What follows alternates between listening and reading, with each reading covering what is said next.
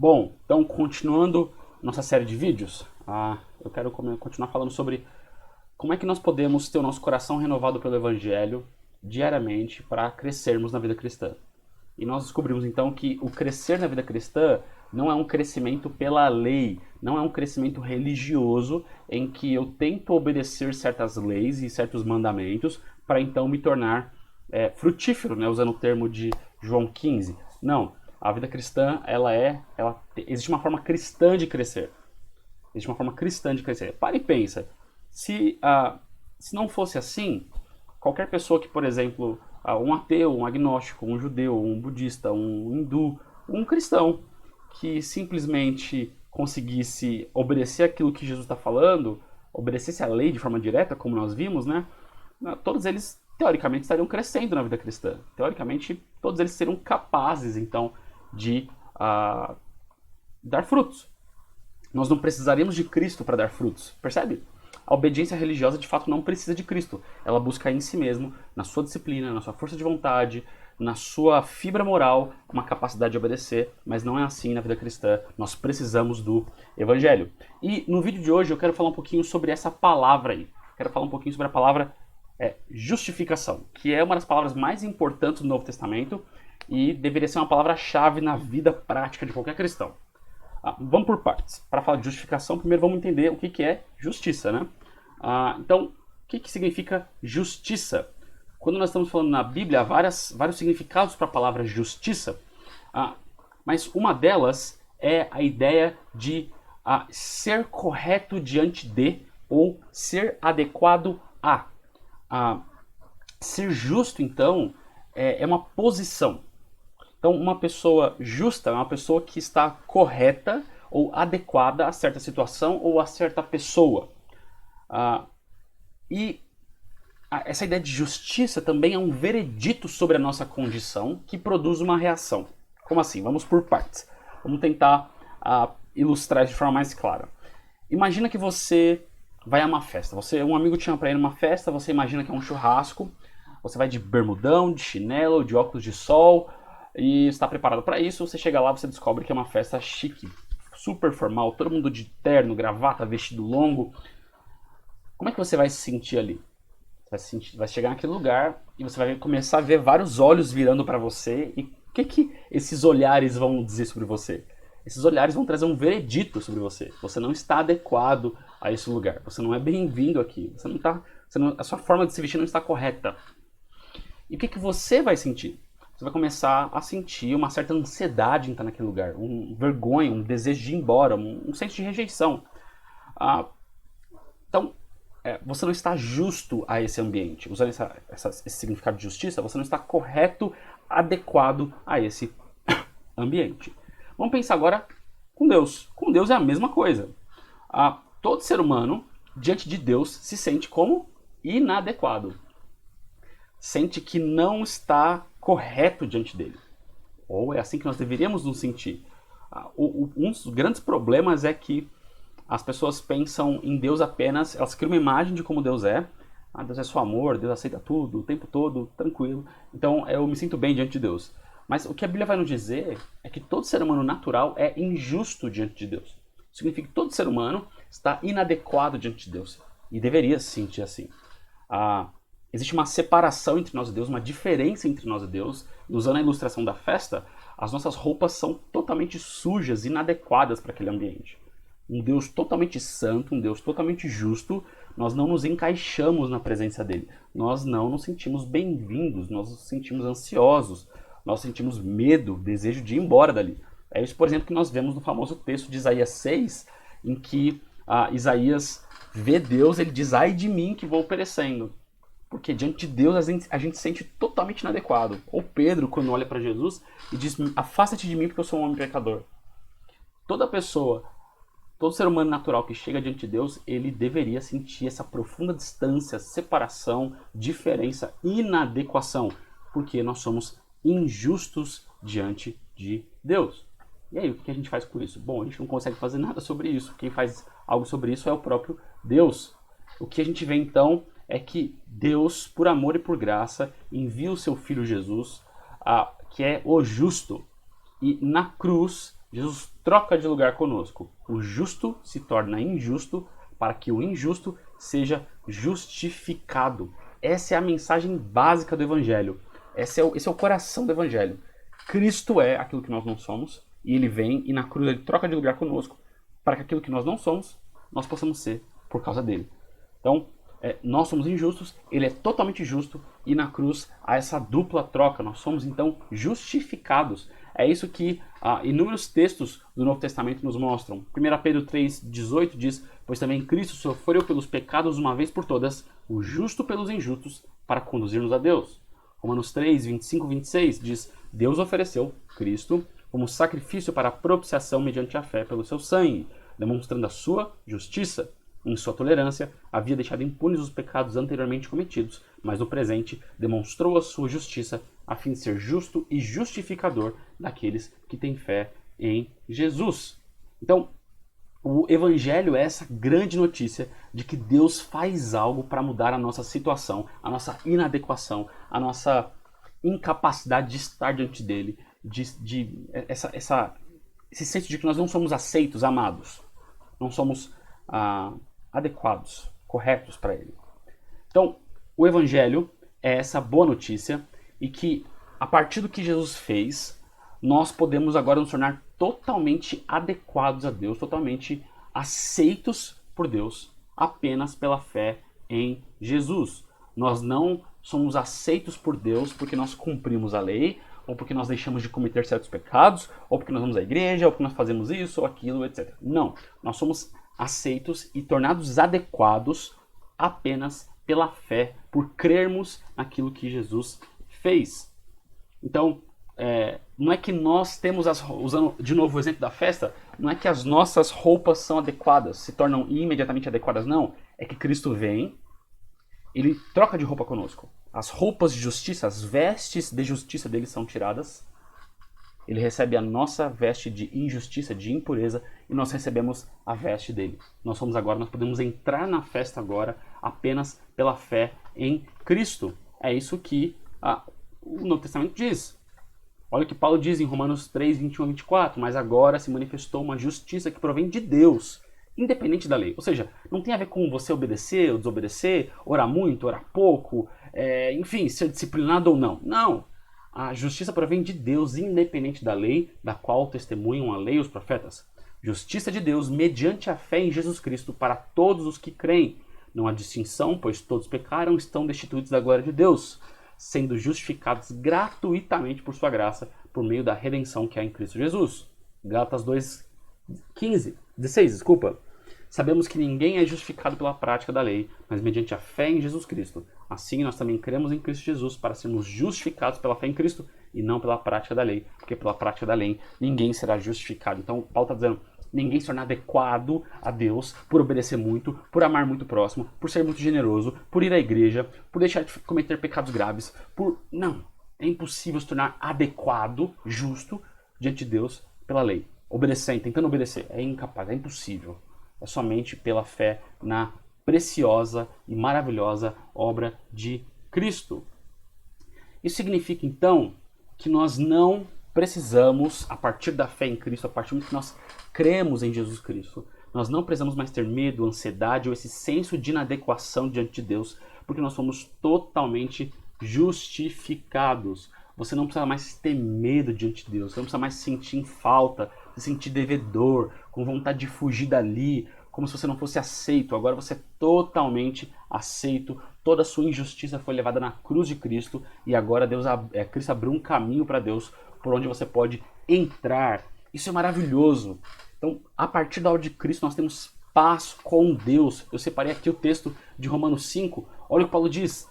Tendo sido, pois, justificados pela fé, temos paz com Deus por nosso Senhor Jesus Cristo, por meio de quem obtivemos acesso pela fé a esta graça na qual agora estamos firmes. Olha que incrível. Temos agora, tendo sido justificados pela fé, temos paz com Deus por nosso Senhor Jesus Cristo. Agora, usando de novo o exemplo da festa, agora na festa você pode se sentir em paz. Agora você pode sentir, com as roupas corretas. Você não precisa querer fugir dali. Tá tudo bem. Diante de Deus agora você não precisa mais temer, ficar olhando para as suas vestes. Será que elas estão sujas? Será que eu sujei de ketchup? Será que... Não, tá tudo bem, as suas vestes estão limpas. Não tenha mais medo, não tenha mais vergonha, não se sinta mais inadequado. Você é aceito, você é bem-vindo.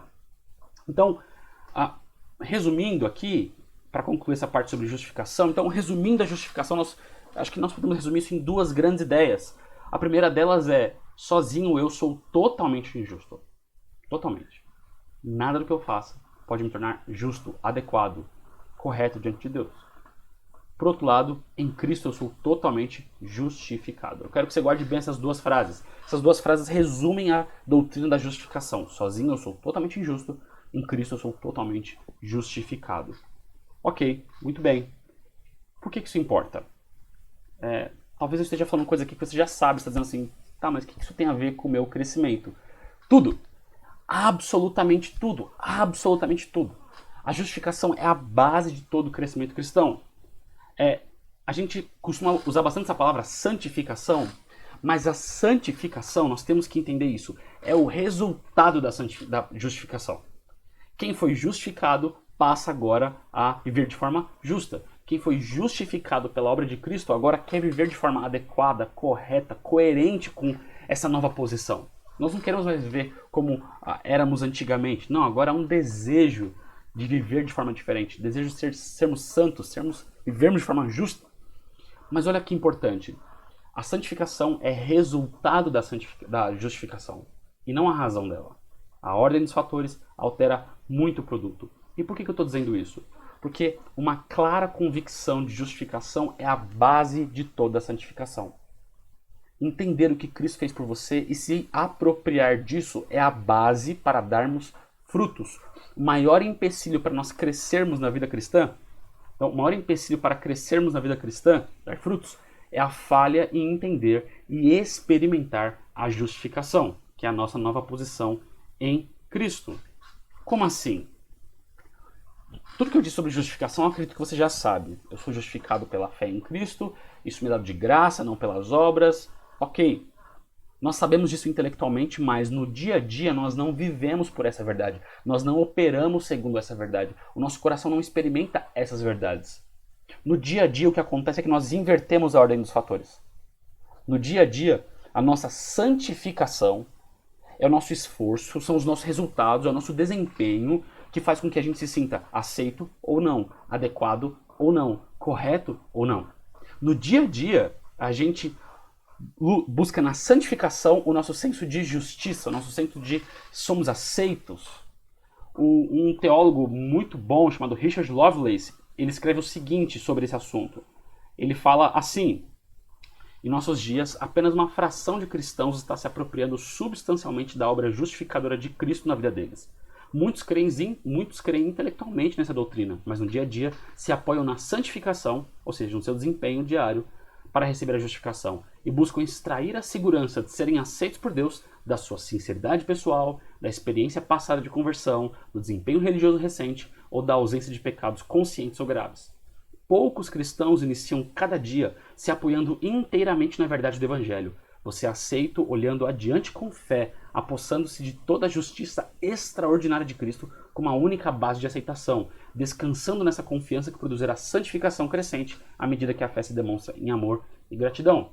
Muito do que interpretamos como falta de santificação nos membros da igreja é, na verdade, resultado da perda de fundamentação na justificação. Os cristãos que só se sentem aceitos por Deus por causa das suas realizações espirituais são pessoas totalmente inseguras. É isso. Qualquer coisa que eu queira falar aqui, eu vou piorar, vou estragar.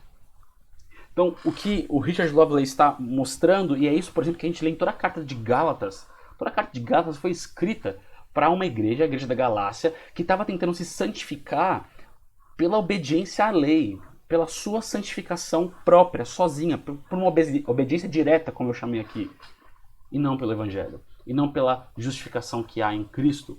Então, saber intelectualmente a verdade da justificação não é suficiente, é preciso experimentá-la diariamente no mais profundo do nosso ser, o nosso centro religioso, que é o coração. O coração na Bíblia não é só o lugar dos nossos sentimentos. Hoje, por exemplo, a gente diz, eu te dou o meu coração, como se significasse, eu te dou a minha paixão, os meus sentimentos.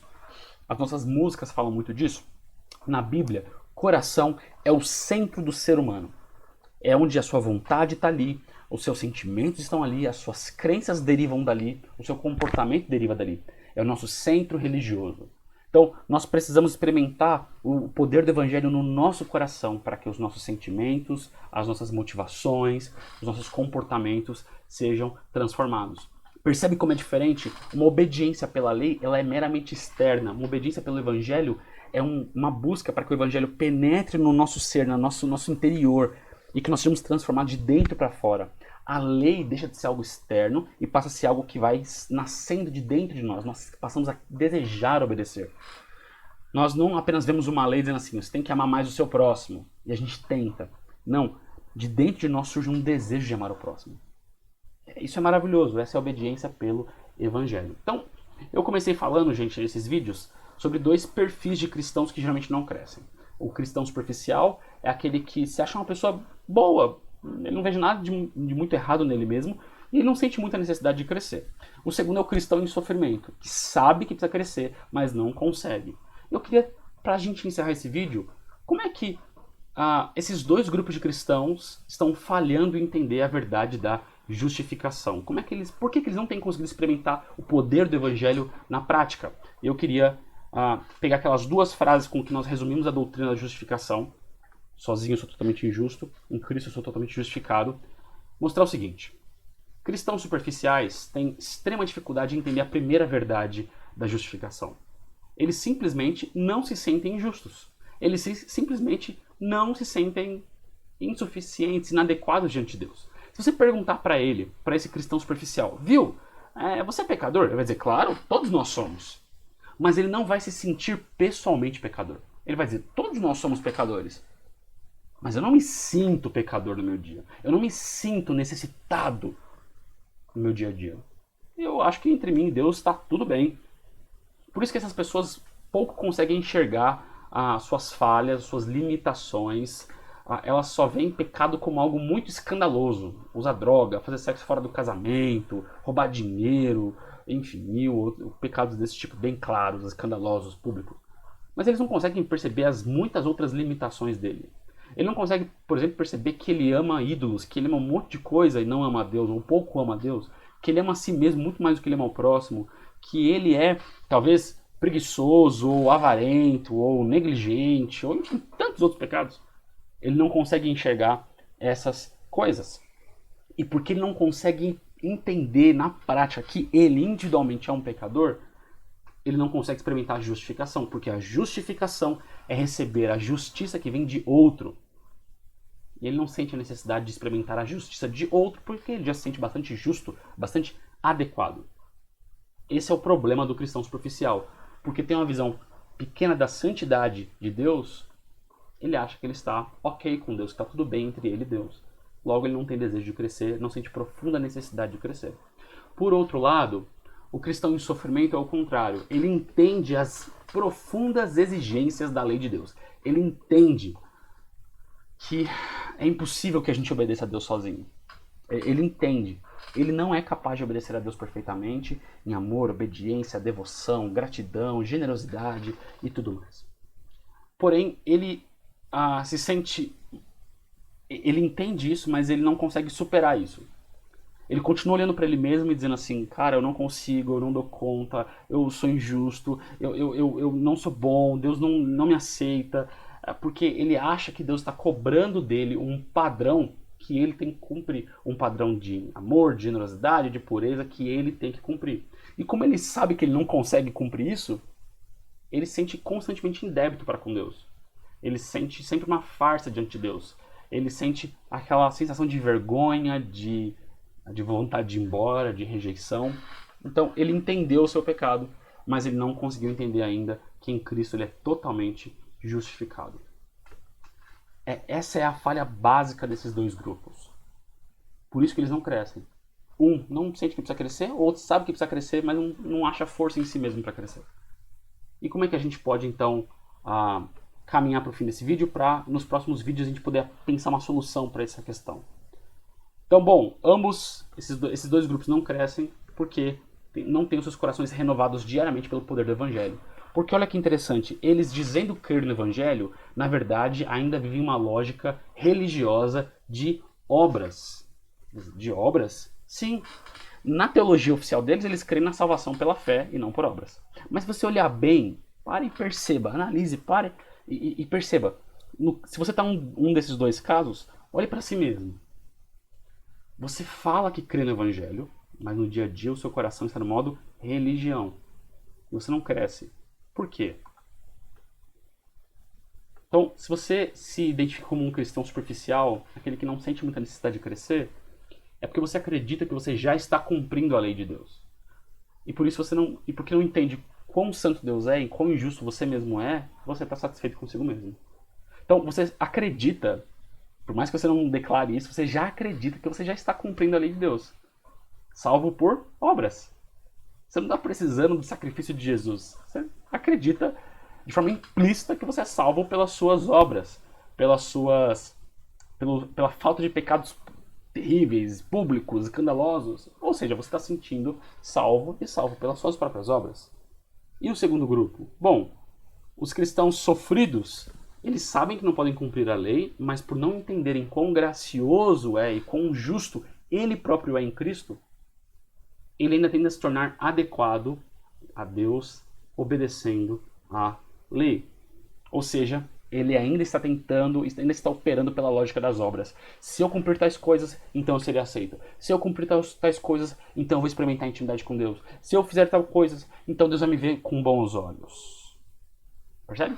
Os dois grupos, declarando crer no Evangelho, vivem pelas obras. Essa é a razão pela qual os dois grupos não conseguem crescer.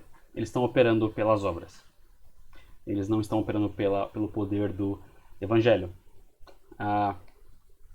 Então, usando aquela ilustração de João 15, ambos os grupos, tanto o superficial quanto o em sofrimento, são galhos tentando tirar forças de si mesmo para dar frutos. Os dois, sem perceber, são como galhos tentando tirar de si mesmo a força para dar frutos. E aí, é por isso que eles não dão frutos, porque Jesus disse, sem mim vocês nada podem fazer. Se vocês não permanecerem em mim, vocês não podem dar muito fruto. É só permanecendo em mim, criando raiz em mim, que vocês poderão dar muito fruto. Esse é o X, essa é a questão da falta de crescimento. É uma vida vivida pelas obras e não pelo poder do Evangelho. E nos próximos vídeos, então, nós vamos ver como é que nós podemos lidar com isso. Sair dessa mentalidade das obras e ir para uma mentalidade do Evangelho.